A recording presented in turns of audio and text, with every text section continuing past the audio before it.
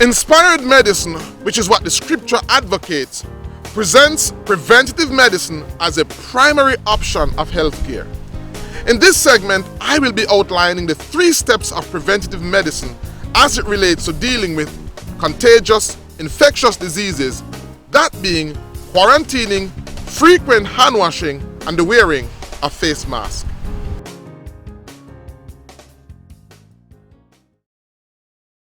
Now, quarantine or prevention was the first major approach. Quarantine or prevention was the first choice major approach because it's far better to prevent than to treat. And the quarantine period were for days of 7 days at a time. We're going to look at Leviticus chapter 13 verse 14, and it says, "If the bright spot be white in the skin of his flesh, and in sight be not deeper than the skin, and the hair thereof be not turned white, then the priest shall shut up him that had the plague 7 days." So when you had a leprous condition, when the person had this infectious, contagious condition, the first thing that they had to do was to present them to the suitably qualified persons who could diagnose them, who could identify what problem they had. And upon inspection, if the bright spot that is on the skin was deeper than the skin, and the hair was not turned white, then the priest should shut up the person for 7 days. Verse 5, "And the priest shall look on him the 7th day, and behold, if the plague in his sight be at stay," meaning it hasn't progressed, "and the plague spread not in the skin, then the priest shall shut him up 7 days more." So what we're seeing here is a 7-day quarantining period. Now again, this was present at a time when bacteria was not known of, yet here we have the scripture giving a guideline that is very much scientific, because 7 days was basically the incubation period of the virus.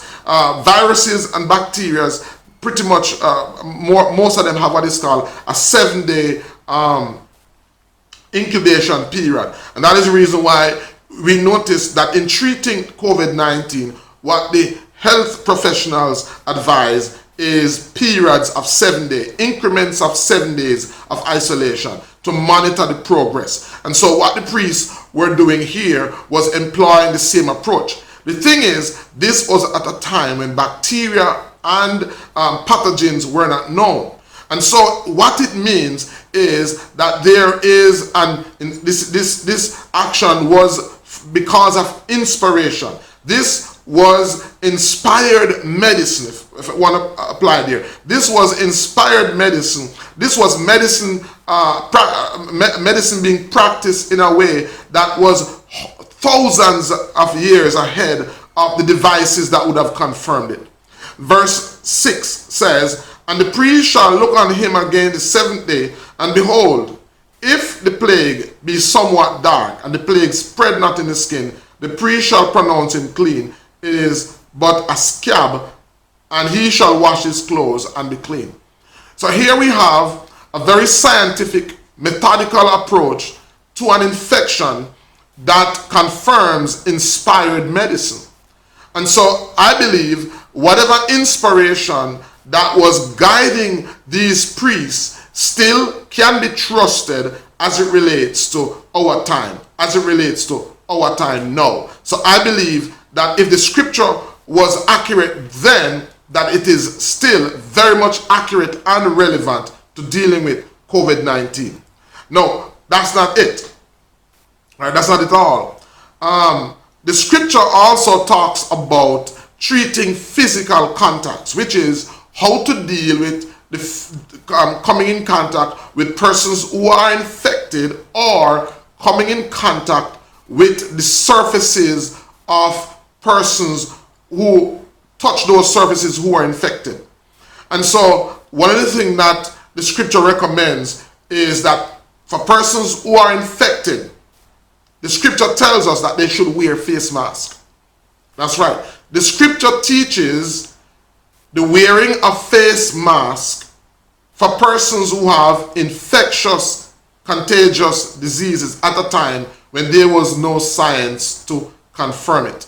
Where is that found? In Leviticus 13 verse 45, the scripture says, "And the leper in whom the plague is, his clothes shall be rent and his head bare, and he shall put a covering upon his upper lip, and shall cry, unclean, unclean."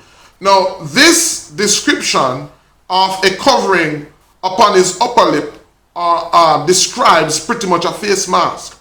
So here the scripture is giving a descriptive approach to dealing with physical contacts. Again, this is one of the measures that is being practiced in modern times.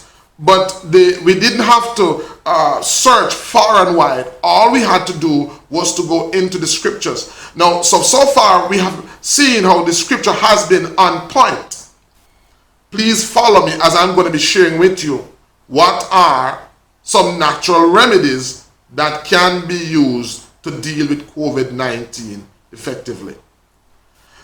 Washing of hands and body regularly when you come in contact with suspected persons was also another of the treatment for dealing with physical contacts. In Leviticus 15 verse 4, it says, "Every bed whereon he light that had the issue is unclean, and everything whereon he sitteth shall be unclean." So, with whatever inanimate object this infected person comes in contact with would have become contaminated. The scripture here calls it unclean or defiled.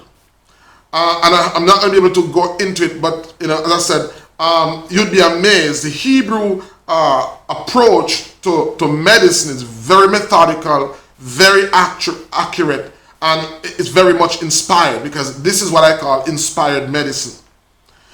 Now, modern science knows that when a person is infected, their body fluid can leave contamination on inanimate objects for up to 24, some say even 48 hours. And so touching those surfaces can potentially put someone in harm's way. The scripture says in verse 5, "And whosoever toucheth his bed shall wash his clothes and bathe himself in water, and be unclean until the evening." Until the evening there means a 24-hour period, which means that anybody who comes in contact with the surface that an infected person comes in contact with, that person should be quarantined for 24 hours. Again, this is just amazing. This is the amazing stuff that we find in the scriptures that confirms the fact that the scripture is still relevant, that the scripture is inspired, and that there is inspired medicine, inspired medical advice that can prevent and can avert the spread of COVID-19. Leviticus 15 verse 6 says, "And he that sitteth on anything whereon he sat that had the issue shall wash his clothes and bathe himself in water and be clean until the evening." Again, this is amazing. The scripture here recommending isolation for anybody who comes in contact with the surface that an infected person comes in contact with.